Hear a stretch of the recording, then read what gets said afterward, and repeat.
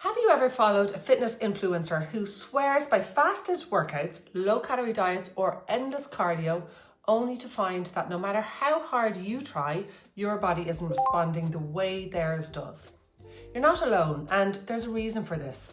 The truth is, if you're in your late 30s, 40s, or beyond, following advice from influencers in their 20s could actually be sabotaging your weight loss and body recomposition goals.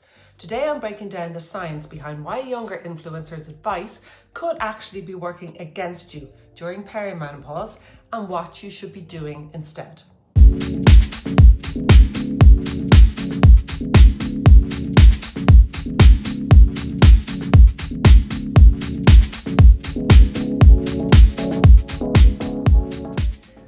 Most fitness influencers are in their 20s, and while their bodies respond quickly to calorie restriction and high intensity workouts, ours don't. And why is this? Because their hormonal environment is completely different from ours. For women in perimenopause, our estrogen and progesterone levels are fluctuating wildly, and these hormones directly impact how we metabolize food, build muscle, and recover from workouts. Younger women have a much higher estrogen to progesterone ratio, which helps preserve muscle and burn fat more efficiently.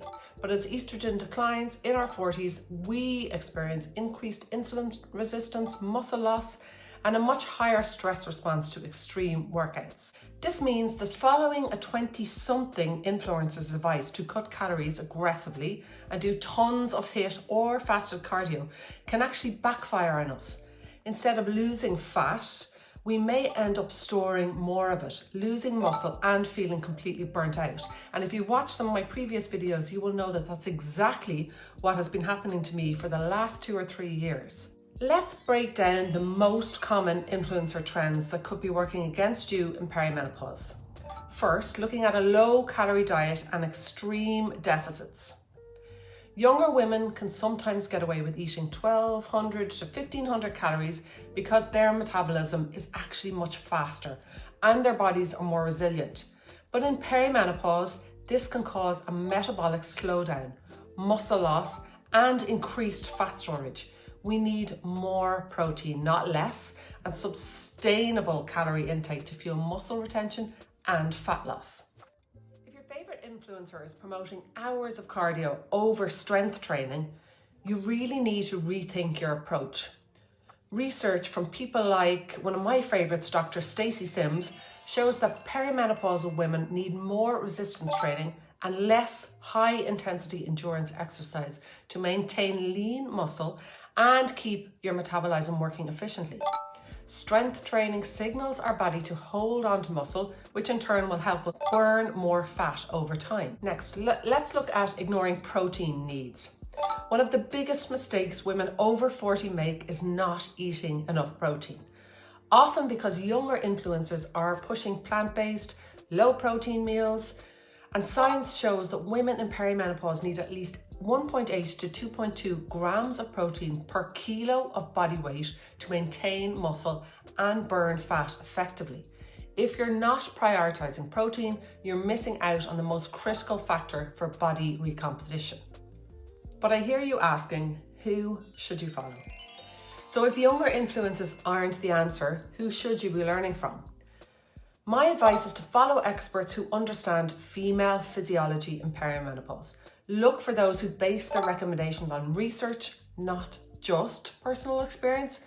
Some key figures that I highly recommend and I have learned from over the last 10 years is Dr. Stacy Sims. She is a leading researcher on female physiology and incredible. The Glucose Goddess, who gives science-backed insights on blood sugar control.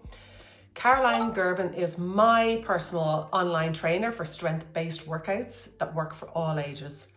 And then perimenopausal women themselves who share evidence-based advice, like this channel.